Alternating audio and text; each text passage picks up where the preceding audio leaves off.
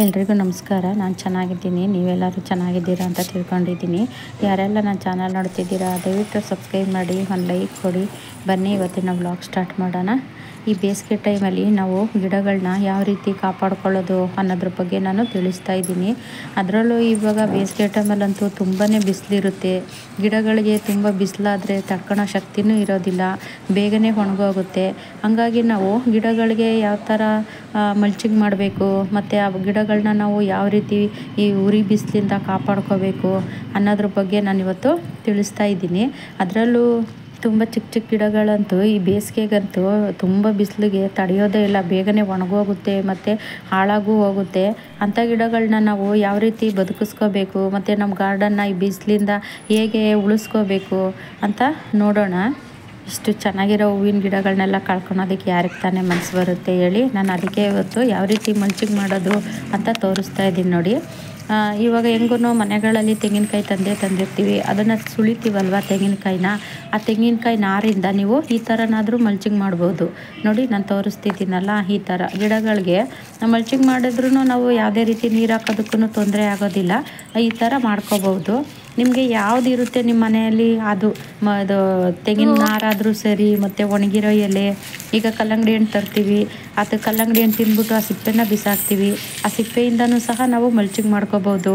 ನಮಗೇನು ಯಾವುದು ಸಿಗುತ್ತೆ ನಮಗೆ ಅದು ಒಂದೇ ಪರ್ಟಿಕ್ಯುಲರಾಗಿ ಇದರಿಂದನೇ ಮಾಡಬೇಕು ಅನ್ನೋಂಥ ಏನೂ ಇರೋದಿಲ್ಲ ನೋಡಿ. ನಾನು ಮೊನ್ನೆ ಕಲ್ಲಂಗಡಿ ಹಣ್ಣು ತಂದಿದ್ವಿ, ಅದು ಮಲ್ಚಿಂಗ್ ಮಾಡೋಣ ಅಂತ ತೋರ್ಸೋಣ ವೀಡಿಯೋ ಮಾಡಿ ಅಂತ ಹಂಗೆ ಇಟ್ಟಿದ್ದೆ. ಅದು ಕೊಳತೆ ಹೋಗ್ಬಿಟ್ಟೈತೆ. ನನಗೂ ಟೈಮೇ ಇರಲಿಲ್ಲ, ಸ್ವಲ್ಪ ಸಮಸ್ಯೆ ಆಗಿ ಟೈಮೇ ಇರಲಿಲ್ಲ ನನಗೆ. ಹಂಗಾಗಿ ನೋಡಿ ಹೆಂಗಾಗ್ಬಿಟ್ಟಿದೆ. ನಾನು ಅದನ್ನೇ ತೋರಿಸ್ತಾ ಇದ್ದೀನಿ ನಿಮಗೆ. ನಿಮ್ಮ ಹತ್ರ ಏನಿರುತ್ತೆ, ಈಗ ಅವರೆಕಾಯಿ ಸುಳ್ದಿರ್ತೀರ, ಅವರೆಕಾಯಿ ಸುಳ್ದಿರೋದು ಸಿಪ್ಪೆ ಇರುತ್ತೆ, ಒಣಗಿರುತ್ತಲ್ಲ, ಅದನ್ನು ನೀವು ಮಲ್ಚಿಂಗ್ ಮಾಡ್ಕೋಬೋದು. ಒಂದೇ ಏನು ಇದೇ ಬೇಕು ಅಂತ ಏನಿಲ್ಲ ನೋಡಿ. ಇದು ನಾನು ತೋರಿಸ್ತಿದ್ದೀನಲ್ಲ ಒಣಗಿರೋ ಎಲೆ, ಇದನ್ನು ಸಹ ಹಂಗೇ ಮಲ್ಚಿಂಗ್ ಮಾಡ್ಬೋದು ನೋಡಿ. ಈ ಥರ ಆ ಬೇರು ಸುತ್ತನೂ ಪಾಟೊಳಗೆ ಈ ಥರ ಹಾಕೊಂಡ್ಬಿಟ್ರೆ ಆ ಬಿಸಿಲು ಬೇರ್ಗೂ ಗಿಡದ ಬೇರ್ಗೂ ತಾಕೋದಿಲ್ಲ, ಮತ್ತು ಆ ಮಣ್ಣಿಗೂ ಹೆಚ್ಚಾಗಿ ಬಿಸಿಲು ತಾಪ ತಗೊಳ್ಳೋದಿಲ್ಲ. ಹಂಗಾಗಿ ನಾವು ಈ ಥರ ಮಾಡೋದ್ರಿಂದ ಬಿಸಿಲಿಂದ ನಾವು ಗಿಡಗಳನ್ನ ರಕ್ಷಣೆ ಮಾಡ್ಬೋದು, ಮತ್ತು ಉಳಿಸ್ಕೋಬೋದು ಗಿಡಗಳನ್ನ. ನಾವು ಎಲ್ಲ ಗಿಡಗಳಿಗೂ ಮಾಡ್ಕೋಬೋದು ಈ ಥರ. ಅಂದರೆ ಯಾವ್ಯಾವ ಚಿಕ್ಕ ಚಿಕ್ಕ ಗಿಡಗಳಿದೆ ಮತ್ತು ಬೇಗನೆ ಒಣಗೋಗೋವಂಥ ಪಾಟ್ ಇದ್ದರೆ ಆ ಥರದಲ್ಲೆಲ್ಲ ನಾವು ಈ ಥರ ಮಲ್ಚಿಂಗ್ ಮಾಡ್ಕೋಬೋದು. ಅಂದರೆ ನೋಡಿ, ನಾನು ಇದು ದೊಡ್ಡ ದೊಡ್ಡ ಪಾಟಲ್ಲಿ ಹಾಕ್ಬಿಟ್ಟು ತೋರಿಸ್ತಾ ಇದ್ದೀನಿ. ಈಗ ಕೆಲವೊಂದು ಗಿಡಗಳು ತುಂಬ ಬಿಸಿಲಿಗೆ ತಡೆಯೋದೇ ಇಲ್ಲ, ಬೇಗನೆ ಒಣಗೋಗುತ್ತೆ.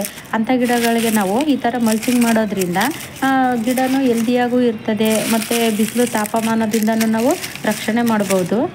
ಕೆಲವೊಂದು ಊರುಗಳಲ್ಲಂತೂ ತುಂಬಾ ಬಿಸಿಲಿರುತ್ತೆ. ಈಗ ನಮ್ಮ ಕಡೆ ಏನು ಅಷ್ಟೊಂದೇನು ಬಿಸಿಲಿಲ್ಲ, ಈ ಕುಣಿಗಲ್ ಸೈಡ್ ಏನು ಬಿಸಿಲಿಲ್ಲ. ಈಗ ಸ್ವಲ್ಪ ಮೋಡನೂ ಸಹ ಮುಚ್ಕೊಂಡಿದೆ.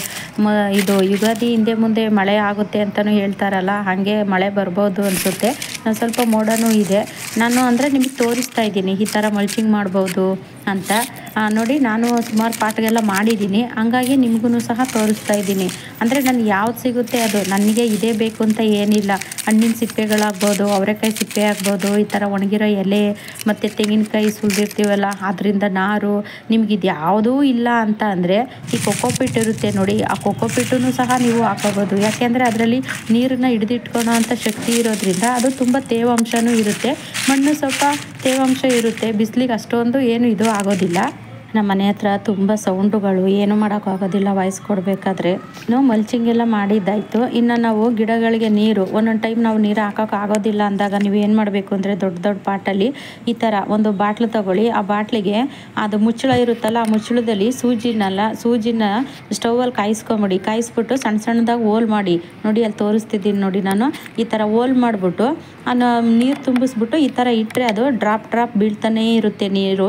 ನಾವು ಒಂದಿನ ಹಾಕಿಲ್ಲ ಅಂದರೆ ಒಂದು ಟೈಮು ನೀರು ಹಾಕಿಲ್ಲ ಅಂದ್ರೂ ಅದಕ್ಕೆ ಅಡ್ಜಸ್ಟ್ ಆಗುತ್ತೆ. ಅದಕ್ಕೆ ಈಗ ನಾವು ಬೆಳಗ್ಗೆ ನೀರು ಹಾಕಿರ್ತೀವಿ, ಸಂಜೆ ನೀರು ಹಾಕೋಕ್ಕಾಗೋದಿಲ್ಲ, ಎಲ್ಲೋ ಹೊರಗಡೆ ಹೋಗಿರ್ತೀವಿ, ಬರೋದು ಲೇಟ್ ಆಗುತ್ತೆ. ಆವಾಗ ನಾವು ಈ ಥರ ಇಟ್ಬಿಟ್ಟು ಹೋಯ್ತು ಅಂದರೆ ನಾವು ಒಂದು ಟೈಮ್ ನೀರು ಹಾಕಿಲ್ಲ ಅಂದ್ರೂ ಅದು ಅಡ್ಜಸ್ಟ್ ಆಗುತ್ತೆ ನೋಡಿ. ಎಷ್ಟು ಚೆನ್ನಾಗಿ ಕಾಣಿಸ್ತಾ ಇದೆ. ಈ ಥರ ಮಾಡೋದ್ರಿಂದ ನಾವು ಮಲ್ಚಿಂಗೂ ಮಾಡ್ಕೋಬೋದು, ನೀರಿಗೂ ನಾವು ಗಿಡಗಳಿಗೆ ಈ ಥರ ಮಾಡೋದ್ರಿಂದ ನೀರು ಸಹ ಗಿಡಕ್ಕೆ ಸಿಗುತ್ತೆ. ನಾನು ದೊಡ್ಡ ದೊಡ್ಡ ಪಾಟ್ಗೆಲ್ಲ ನಾನು ಇದೇ ರೀತಿ ಮಾಡಿಟ್ಟಿರ್ತೀನಿ. ಈ ನಡುವೆ ಸ್ವಲ್ಪ ನನಗೆ ಕೆಲಸ ಇರೋದ್ರಿಂದ ನಾನು ಒಂದೊಂದು ಟೈಮ್ ನೀರೇ ಹಾಕೋಕ್ಕಾಗಿರೋದಿಲ್ಲ. ಅಂಥ ಟೈಮಲ್ಲಿ ಇದು ಅಡ್ಜಸ್ಟ್ ಆಗುತ್ತೆ ಅಂತ ಅಂದ್ಬಿಟ್ಟು ನಾನು ಈ ಥರ ಮಾಡಿ ಇಟ್ಟಿರ್ತೀನಿ. ಟೈಮ್ಗಳು ಒಂದೇ ಸಮ ಇರೋದಿಲ್ಲ ನೋಡಿ. ಈಗ ನಾವು ಸಂಜೆ ಬಂದು ಹಾಕೋಕ್ಕೆ ಆಗಿರೋದಿಲ್ಲ, ಎಲ್ಲೋ ಹೋಗಿರ್ತೀವಿ, ಬರೋ ಅಷ್ಟರೊಳಗೆ ಲೇಟ್ ಆಗಿಬಿಟ್ಟಿರುತ್ತೆ. ಅವಾಗ ಯಾರೂ ಇರೋದಿಲ್ಲ, ಈಗ ನಾವೇ ಬಂದು ನೀರು ಹಾಕಬೇಕು. ಅಂಥ ಟೈಮಲ್ಲಿ ನಾವು ಏನು ಮಾಡಬೇಕು ಅಂದರೆ ಮುಂಜಾಗ್ರತೆ ವಹಿಸಿ ಈ ಥರ ಮಾಡಬೇಕು. ಅಂದರೆ ಈ ಬೇಸಿಗೆ ಟೈಮಲ್ಲಿ ಮಾತ್ರ ಇದನ್ನು ಉಪಯೋಗಿಸ್ಬೋದು, ಮಳೆಗಾಲದಲ್ಲೆಲ್ಲ ಬೇಡ. ಈ ಬೇಸಿಗೆ ಟೈಮಲ್ಲಿ ಮಾತ್ರ ಈ ಥರ ನಾವು ಮಾಡಿಕೊಂಡ್ರೆ ಗಿಡಗಳು ಚೆನ್ನಾಗಿರುತ್ತೆ. ಅದಕ್ಕೆ ಆ ಬೇರ್ಗೂ ಹನಿ ಹನಿ ನೀರು ಹೋಗ್ತಾನೇ ಇರುತ್ತೆ. ನಾವು ನೀರು ಹಾಕಿಲ್ಲ ಅಂದ್ರೂ ಅದು ತಡ್ಕೊಳುತ್ತೆ, ಯಾಕೆಂದರೆ ಇದು ಹನಿ ಹನಿ ನೀರು ಹೋಗ್ತಿರುತ್ತಲ್ಲ, ಹಾಗಾಗಿ ತಡ್ಕೊಳ್ಳುತ್ತೆ ಅದು. ಕೆಲವರು ಪೈಪಲ್ಲಿ ಹನಿ ನೀರಾವರಿ ಯೋಜನೆ ಅಂತ ಇರುತ್ತೆ ನೋಡಿ, ಅದನ್ನು ಹಾಕಿರ್ತಾರೆ. ಪೈಪಲ್ಲಿ ಸಣ್ಣ ಸಣ್ಣಗೆ ನೀರು ಹನಿ ಹನಿ ಥರ ಡ್ರಾಪು ಬೀಳ್ತಾ ಇರಲಿ ಅಂತ. ಈ ವಿಡಿಯೋ ಇಷ್ಟ ಆದರೆ ಲೈಕ್ ಮಾಡಿ. ಮುಂದಿನ ವಿಡಿಯೋದಲ್ಲಿ ಸಿಗ್ತೀನಿ. ಟೇಕ್ ಕೇರ್, ಬಾಯ್.